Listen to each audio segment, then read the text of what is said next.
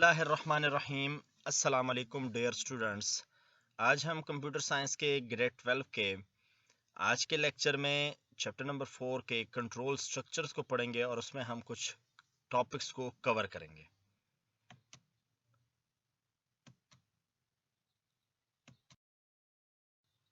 हमारे पास जो आज के टॉपिक्स हैं उसमें सबसे पहला जो टॉपिक है वो हमारे पास है do while loop. Last time हमने वाइल लूप पढ़ा था, इस बार हमारे पास आ रहा है डू वाइल लूप।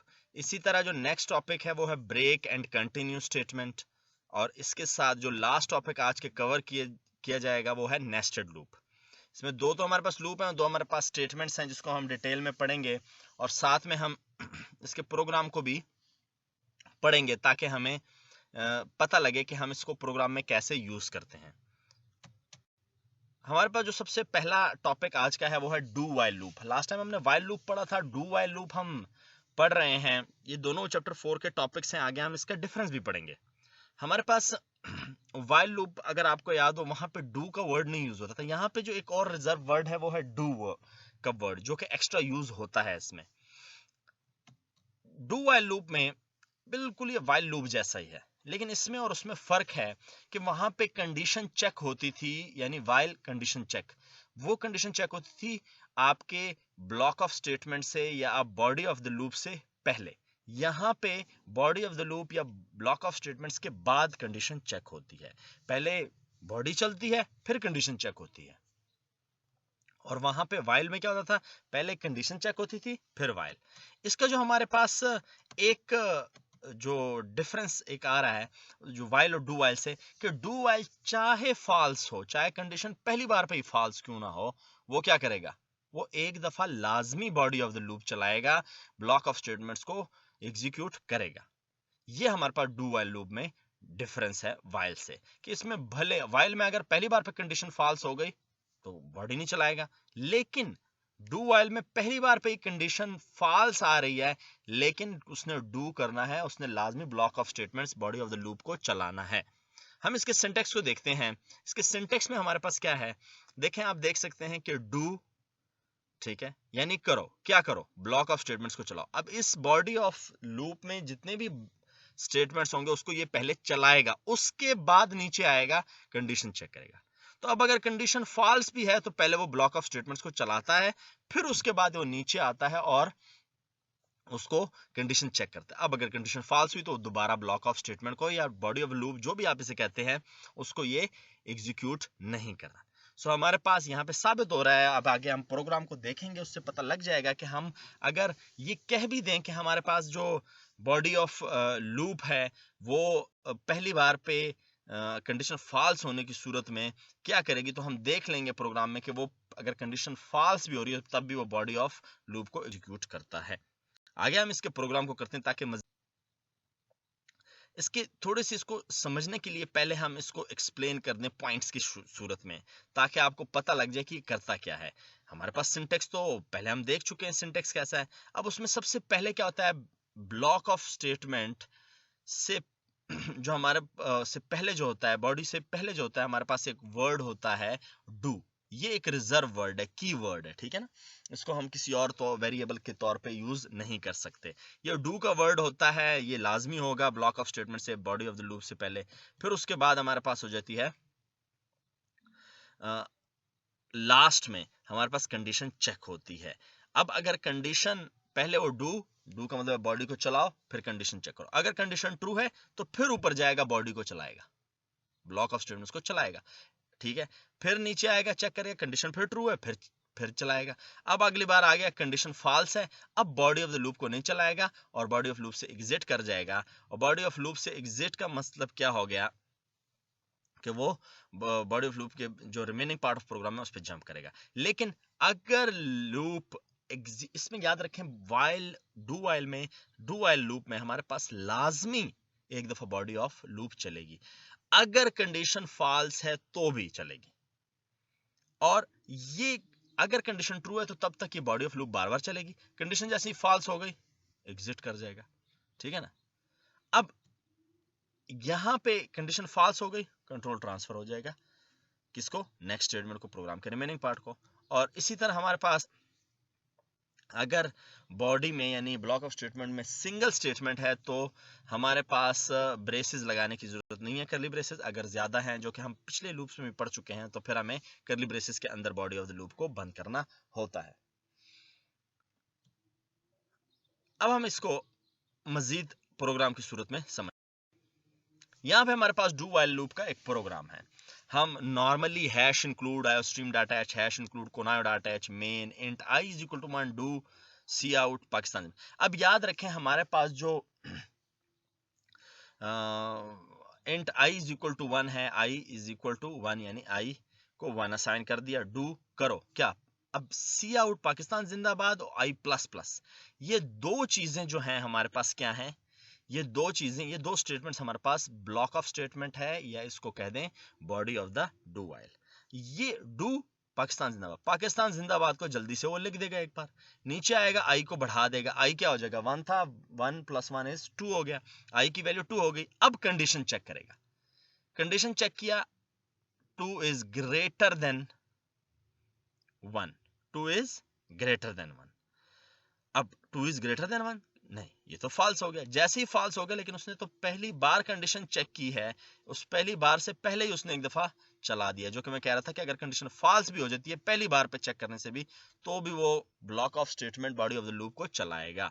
तो अब क्या करेगा, 2 इज ग्रेटर देन 1 नहीं, अब दोबारा बॉडी ऑफ द लूप को नहीं चलाएगा और प्रोग्राम को क्विट कर देगा, क्योंकि नेक्स्ट स्टेटमेंट ही नहीं है। याद रखें वाइल के एंड पे हमारे पास सेमी कॉलन लगता है, जो कि डिफरेंस में आता है। डू वाइल में वाइल के एंड पे पैरेंथेसिस के बाद सेमी कॉलन लगता है, जबकि वाइल में पैरेंथेसिस के बाहर क्या सेमी कॉलन नहीं लगता। ये एक डिफरेंस है डू वाइल का। यहां से हमारे पास साबित हो गया। देखें वैसे तो नॉर्मली इसको हमारे पास पाकिस्तान जिंदाबाद एक बार भी नहीं चलना चाहिए था। क्यों? क्योंकि हमारे पास अगर ये वाइल लूप लगता तो एक बार भी ना चलता, लेकिन डू वाइल में क्यों चल रहा है? डू वाइल में इसलिए चल रहा है कि उसने पहले बॉडी को चलाना है, फिर उसके बाद लूप पे इवेल्युएशन करनी है। तो आगे हम इसके डिफरेंस को पढ़ेंगे डू वाइल और वाइल के, ताकि हमें वाइल और डू वाइल के साथ इस डिफरेंस का समझ आ जाए कि दोनों में फर्क क्या है। सबसे पहले वाइल लूप प्री टेस्टेड है। प्री टेस्टेड उसे क्यों कहते हैं? बॉडी ऑफ लूप से पहले लिखा जाता है, ठीक है ना।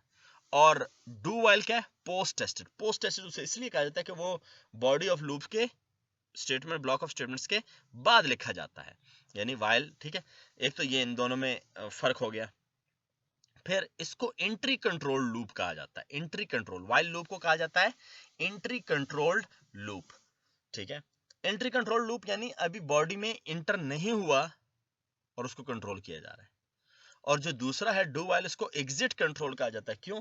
क्योंकि जब बॉडी से आप बाहर निकल रहे हैं, एग्जिट कर रहे हैं, तो तब इसको ये कंट्रोल कर रहा है।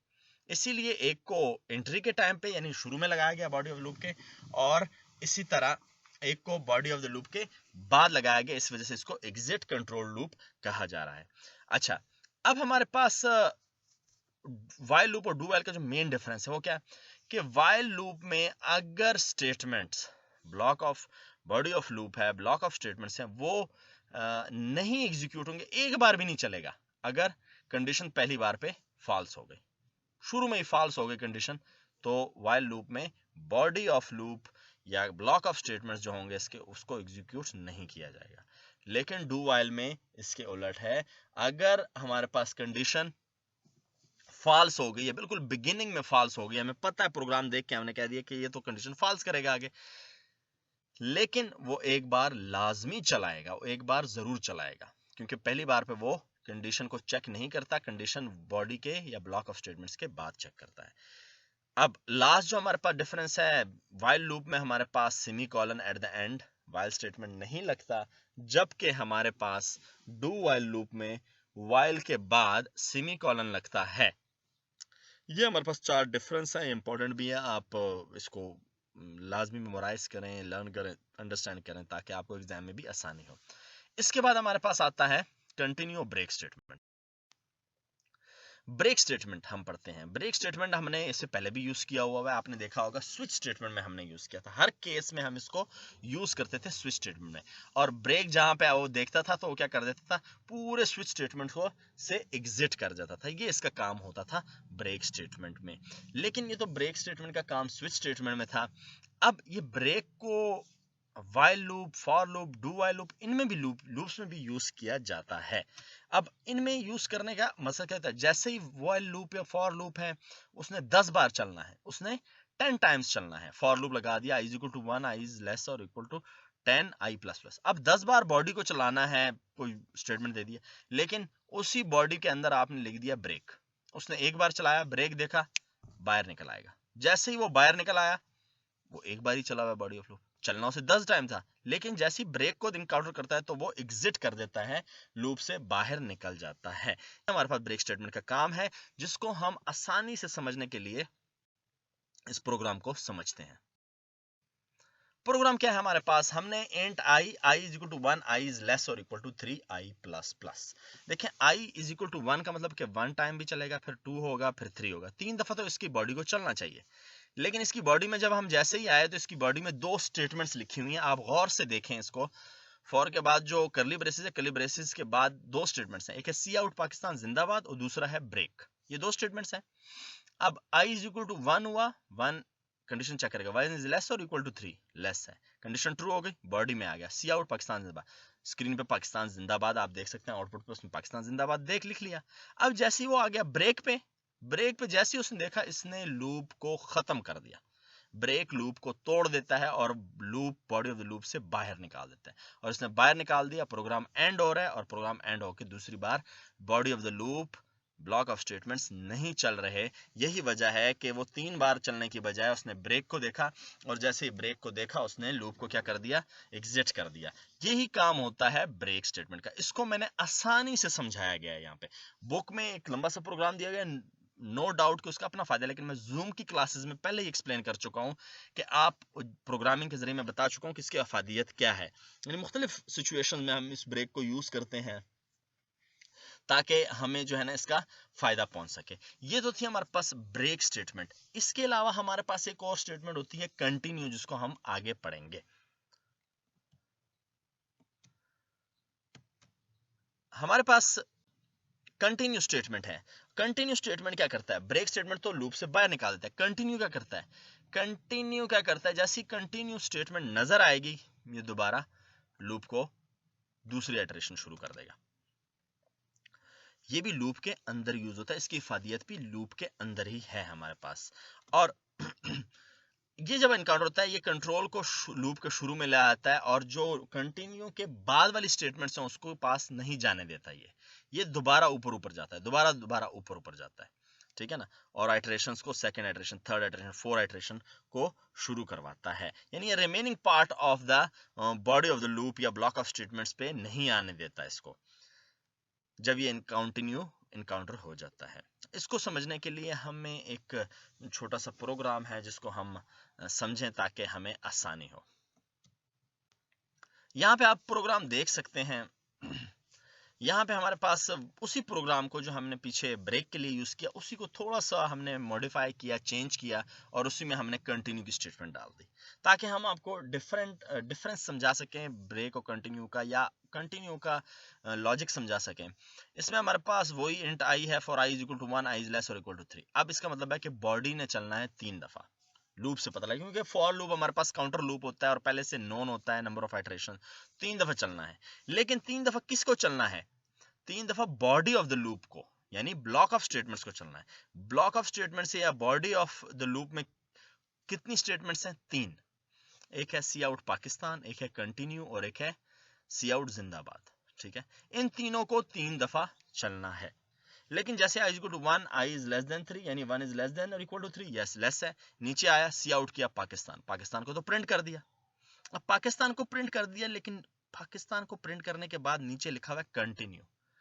कंटिन्यू इसको क्या करता है, वापस मोड़ देता है और सेकंड आइटरेशन शुरू कर देता है, आई प्लस प्लस कर देता है, आई की वैल्यू 2 हो गई, यानी कंटिन्यू ने जिंदाबाद सी आउट जिंदाबाद पे आने नहीं दिया, वापस ले गया। आई की वैल्यू 2 हो गई, 2 is less equal to 3, yes less है, ट्रू हो गया। नीचे आया पाकिस्तान, फिर पाकिस्तान प्रिंट कर दिया, फिर कंटिन्यू को देखा, फिर गया 3, फिर आया पाकिस्तान, फिर कंटिन्यू देखा, फिर ऊपर गया, आई 4 हो गया, 4 इज लेस और इक्वल टू 3, ना लेस है और ना ही इक्वल है, क्या कर देगा, बॉडी से एग्जिट कर जाएगा।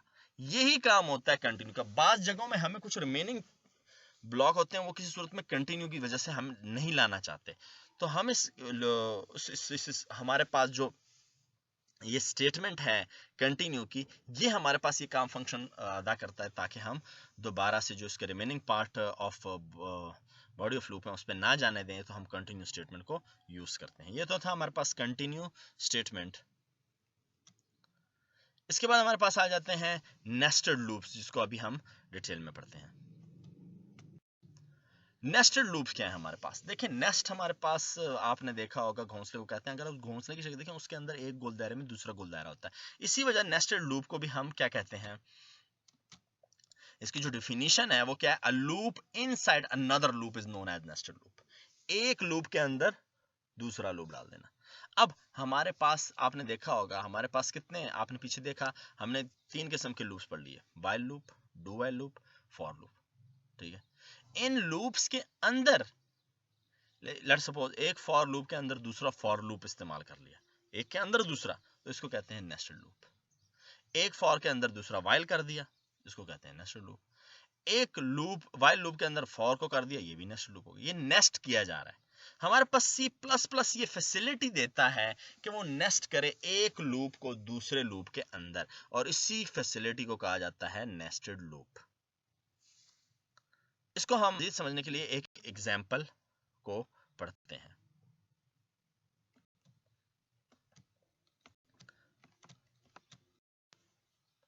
हमारे पास यहाँ पे एक एग्जांपल है नेस्टेड लूप की, आप देख सकते हैं। यहाँ पे हमारे पास 2 फॉर हैं, एक for a is equal to 1, a is less or equal to 2, a plus plus, दूसरा for b is equal to 1, b is less or equal to 3, b plus plus। ये जो a is equal to 1 से लेकर 2 है, ये हमारे पास loop है, outer loop इसको कहा जा रहा है।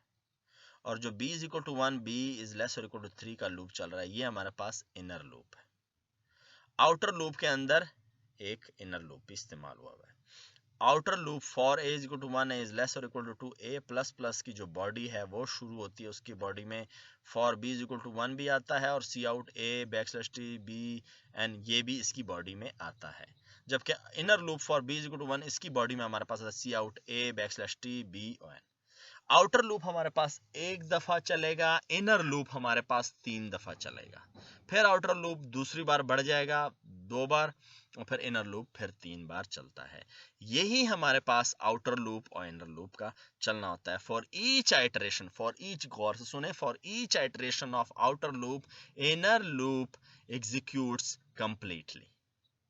वो एक बार चला, ये 3 बार चलेगा, फिर वो आउटर लूप बढ़ा एक, फिर ये इनर लूप, फिर 1 2 3 3 बजे, फिर इसी तरह अगर तीसरी बार हुआ, इसी तरह करते करते सो ऑन चलेगा। इसीलिए हमने देखा, अब आप देखेंगे int a b, a is equal to 1, a में क्या आ गया 1, अब 1 इज लेस और इक्वल टू 2, लेस है। अब आया आ जाएगा बॉडी में, बॉडी में इसको क्या मिल गया, एक और लूप मिल गया, b is equal to 1, b को 1 कर देगा। अब a में वहां पे 1 पड़ा हुआ है, b में 1 पड़ा है, b इज लेस और इक्वल टू जी लेस देन 3 है, ठीक है। अब ये अपनी बॉडी में जाएगा, a में क्या पड़ा हुआ था 1, ऊपर आप देखें आउटपुट में 1 लिख दिया, स्पेस दी बैकस्लैश t से, b में क्या पड़ा हुआ है 1, अगली लाइन में बैकस्लैश n से अगली लाइन में। अब ये ऊपर आउटर लूप की तरफ नहीं जाएगा a इज इक्वल टू 1 की वाली तरफ, ये आएगा इनर लूप की तरफ, b को बढ़ा देगा, b को क्या कर देगा, b को 2 कर देगा, 2 इज लेस, जी हाँ लेस, नीचे आ जाएगा, फिर c अपनी बॉडी में आ जाएगा, सी आउट a को क्या करेगा, a में क्या पड़ा हुआ था, a में तो हमने कुछ बढ़ाया ही नहीं है, क्योंकि वो बड़ा ही नहीं है, वो तो आउटर में है, उसकी तरफ तो गया ही नहीं, तो a में 1 ही था और b में 2 हो गया, तो उसी तरतीब से ये 1 2 लिख देगा। फिर ये जाएगा, फिर b की तरफ जाएगा, मैंने कहा था ना एक दफा वो चलेगा आउटर और इनर कंप्लीट चलेगा। तो अब ये b क्या हो गया 3 हो गया, 3 इज लेस नहीं इक्वल, यस इक्वल है, इक्वल है तो नीचे आ जाओ, a में वही 1 पड़ा हुआ है, b में क्या हो गया 3, ठीक है, b को 3, तो इसलिए 1 1 1 2 1 3, ये 3 प्रिंट क्या है। अब ये ऊपर जाएगा तो b प्लस प्लस क्या है 4 हो जाएगा, तो अब ये तो मजीद नहीं कर सकता, तो ये अब ऊपर चला जाएगा आउटर लिख, a को क्या कर देगा बढ़ा देगा, a क्या हो गया 1 से 2 हो गया, 2 इज लेस और इक्वल, इक्वल है 2 है, फिर अपनी बॉडी में आ जाएगा, फिर b को 1 कर देगा, b को फिर से शुरू करेगा, b 1, ठीक है, नीचे आएगा, a में क्या है 2 बैकस्लैश t, और फिर उसके बाद हमारे पास बी में क्या पड़ा हुआ है 1, तो ये 2 1 कर दिया, फिर जाएगा 2 2 कर देगा, फिर 2 3 कर देगा, फिर ऊपर जाएगा तो जब बी 4 हो गया तो नहीं चलाएगा, फिर ऊपर जाएगा ए को क्या कर देगा 3 कर देगा, 3 इज लेस और इक्वल टू 2, ना लेस है ना इक्वल है, इसलिए बॉडी से एग्जिट कर जाएगा। इस तरह हमारे पास नेस्टेड लूप काम करता है। बहुत सारी सिचुएशंस में हमारे पास नेस्टिंग की ज़रूरत पड़ती है, इसीलिए हमने नेस्टेड लूप के इस टॉपिक को पढ़ा है और इसको पढ़ाया जाता है ताकि आपको इसकी अफादियत का पता लग सके। इंशाल्लाह यहाँ तक हमारे पास चैप्टर नंबर 4 कंप्लीट हो चुका है। नेक्स्ट टाइम हम चैप्टर नंबर 5 को शुरू करेंगे और चैप्टर नंबर 5 में हम मज़ीद पॉइंट्स को क्लियर करेंगे, मज़ीद एरेज और multi dimensional single dimensional arrow को पढ़ेंगे। आप जूम की क्लासेस लेते जाइए और इसी तरह यूट्यूब की लेक्चर्स को सुनते जाइए, इंशाल्लाह इसका फ़ायदा होगा और उम्मीद है कि आपको समझ आई होगी। नेक्स्ट टाइम इंशाल्लाह नेक्स्ट लेक्चर के साथ दोबारा हाजिर होंगे, तब तक के लिए अल्लाह हाफ़िज़।